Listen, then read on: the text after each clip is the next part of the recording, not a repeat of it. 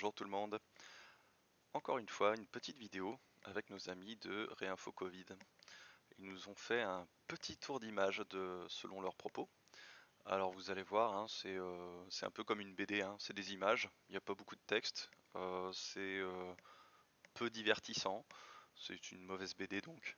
Et puis, vous allez voir, hein, c'est des images, c'est assez libre à interprétation, hein, comme ils disent eux-mêmes. Faut faire ça en pleine conscience, en suivant son intuition, hein. Si vous êtes là pour des calculs et des statistiques, c'est pas trop le bon endroit. Allez, on commence avec la première, donc les pandémies parmi les plus meurtrières de l'histoire. Alors, première chose, en général, quand on compare des choses, il faut faire en sorte qu'elles soient comparables. Donc là, c'est pas trop le cas. Vous voyez qu'ils nous montrent des épidémies du XIVe siècle, du VIe siècle, du IIe siècle. Bon, je sais pas si vous le savez, mais depuis la médecine a un peu progressé. Donc il est fort à parier que ce genre d'épidémie ne pourrait pas trop se reproduire de nos jours, hein. La peste, on gère ça plutôt bien. La variole, elle a disparu grâce au vaccin. Ça aurait été bien de le rappeler. Donc voilà, on a déjà cette petite chose qui est gênante. Et puis, si on compare du coup les épidémies vraiment récentes, donc il reste que le sida. La grippe espagnole, elle est assez récente, mais bon, à l'époque, il n'y avait pas trop de radiographie, pas d'antibiotiques. Alors je sais que là, on parle de maladies virales, donc les antibiotiques, c'est pas très important, mais c'est pour vous donner à l'échelle de la médecine moderne à quel point la grippe espagnole est déjà un peu ancienne. À l'époque, on faisait pas de statistiques qui permettaient de dégager l'efficacité dans des études randomisées en double aveugle. Enfin voilà, on est quand même sur quelque chose de relativement ancien, alors que c'est que le début du XXe siècle. Et mine de rien, c'est le millénaire dernier. Alors, le sida, par exemple, on voit que euh, si on regarde ces chiffres-là uniquement, 0,70% et 0,06% de mortalité sur la population mondiale, on pourrait se dire déjà, bon le Covid-19, il est 10 fois moins efficace que le sida pour tuer. Le problème, c'est que sur quelle durée? Parce que là, ils l'ont pas rapporté par année. Là, le sida, c'est sur 40 ans. Le Covid, c'est sur 2 ans. Donc déjà, on a une durée qui est 20 fois plus longue. Donc en 20 fois moins de temps que le sida, le Covid a tué déjà 10 fois moins. Donc déjà, on voit que le Covid est plus efficace pour tuer que le sida. On voit aussi que ce chiffre de 5 millions, c'est le chiffre de données officiel qui est celui du nombre minimal qui ont été répertoriés officiellement.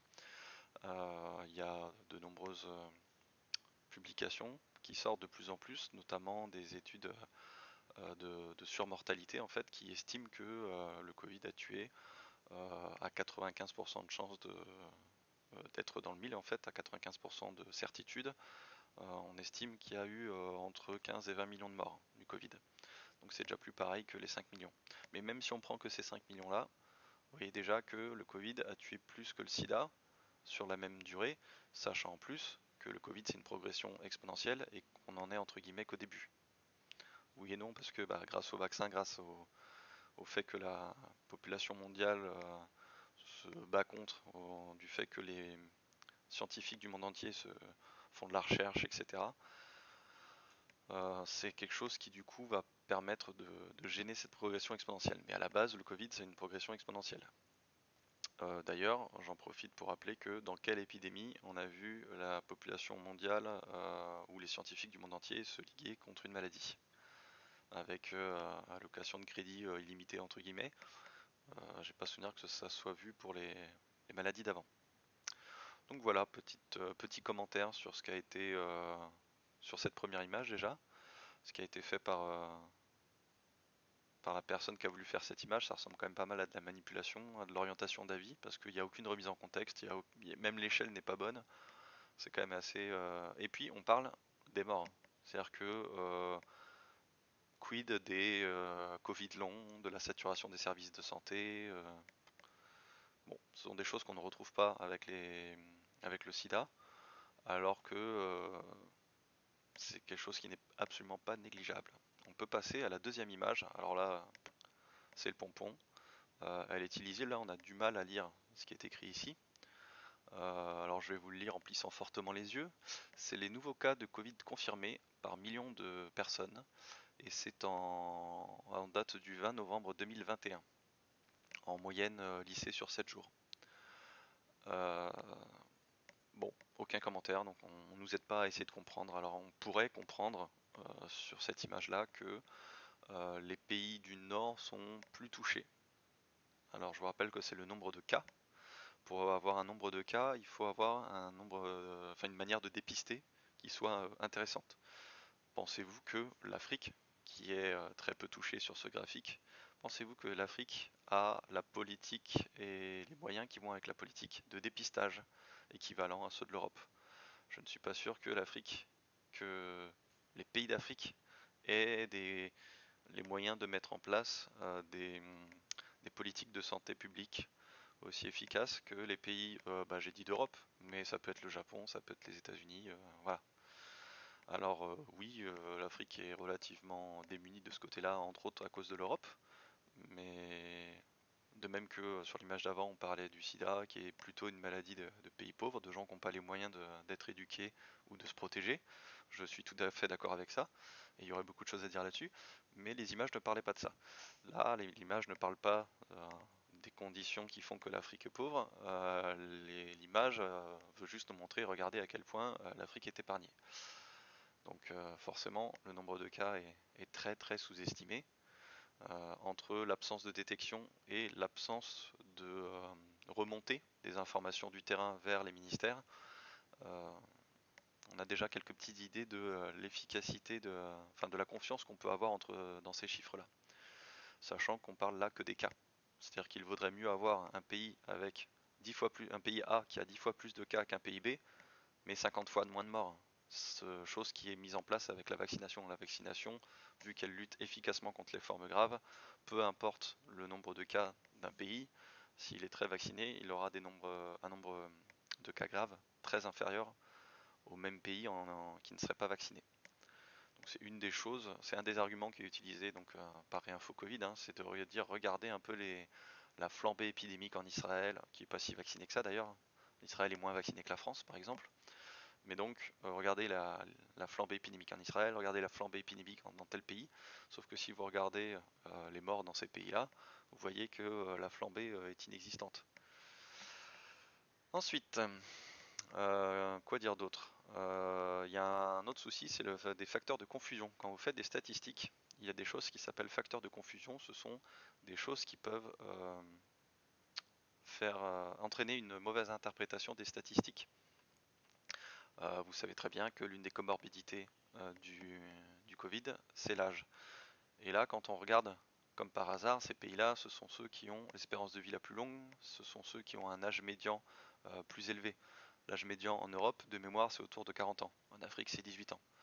Donc forcément, si vous avez une population qui est plus âgée en hémisphère nord, vous aurez plus de chances que les gens meurent du Covid, puisque l'âge est un facteur aggravant de la maladie, qui entraîne plus souvent la mort que le fait d'être plus jeune. Donc là encore, autre chose qui fait que c'est difficile de comparer, d'avoir en fait un intérêt à regarder cette image-là.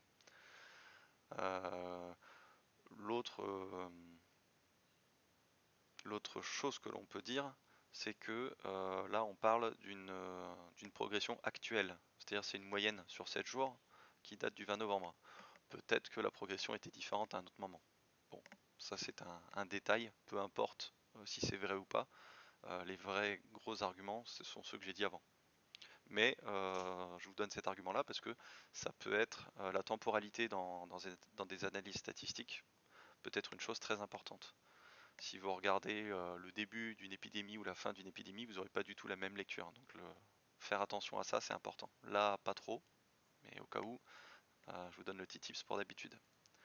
On peut passer à l'image suivante. Donc là, on arrive sur des images vraiment problématiques. Donc le bilan européen de la vaccination. Donc les informations, en gros, c'est il y a 29 939 décès avérés et plus de 3 millions d'effets secondaires répertoriés, et on vous donne la source Eudra Vigilance. Donc c'est un organisme officiel de l'Europe qui récupère donc des données par rapport à la vaccination. Et on vous met la source. Alors je vous ouvre un nouvel onglet parce que vous allez voir qu'on arrive sur une page que je ne peux plus afficher parce que j'avais accepté les conditions. Voilà, j'avais cliqué sur accepter et coup depuis je ne peux plus avoir cette page là. Elle est pourtant très importante.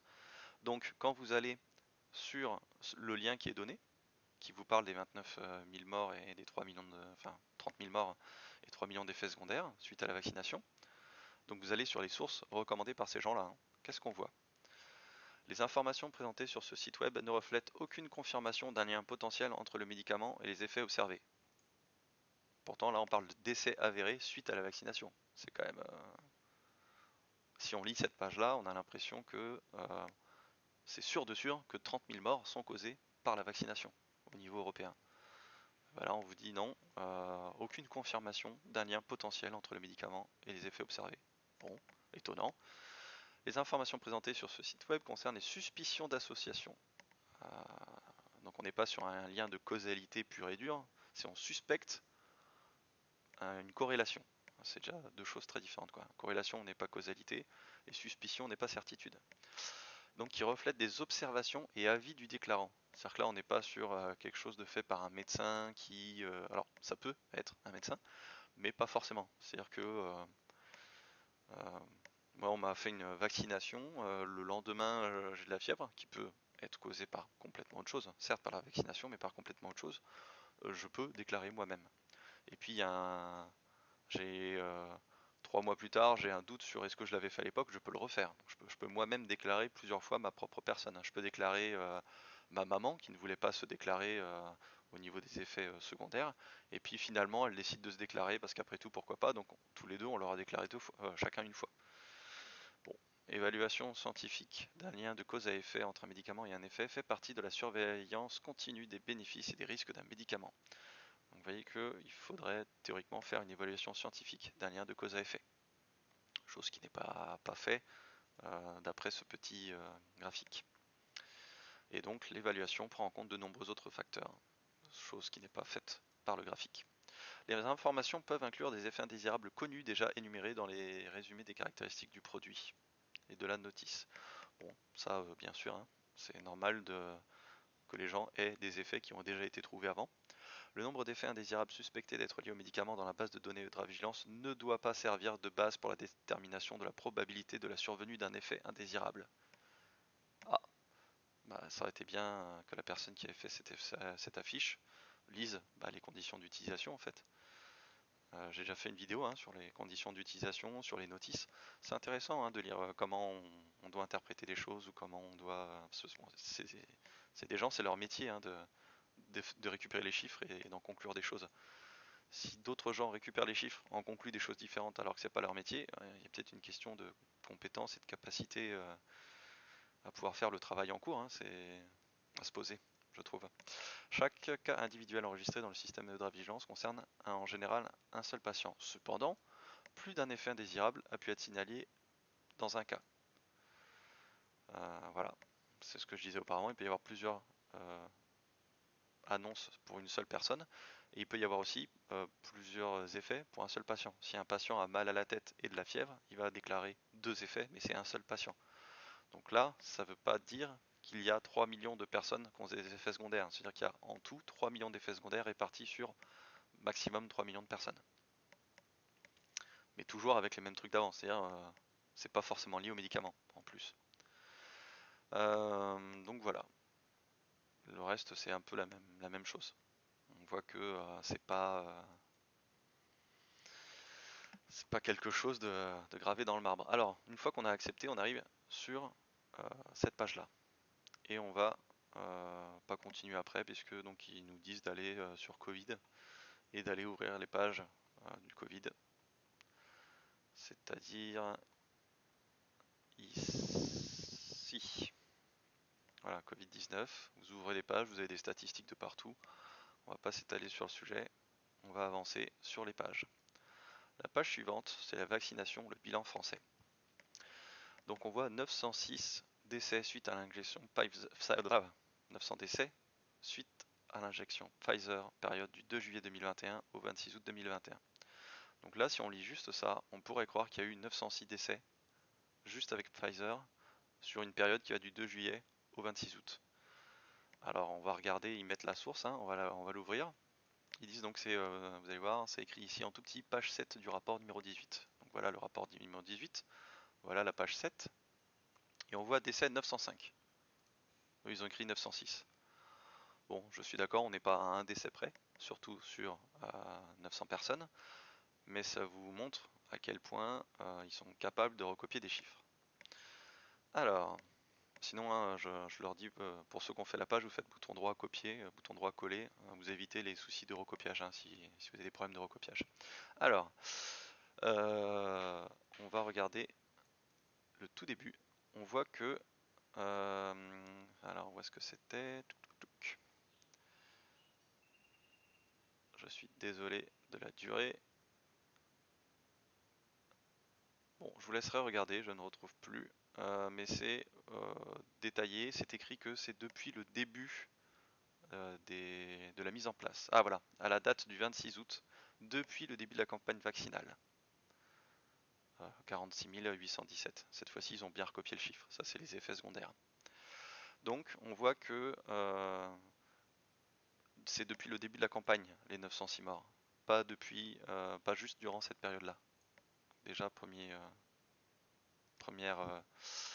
erreur entre guillemets, c'est pas vraiment une erreur, mais on voit que c'est l'orientation pour vous faire penser qu'il y a 906 morts depuis le début, ce qui n'est pas du tout le cas.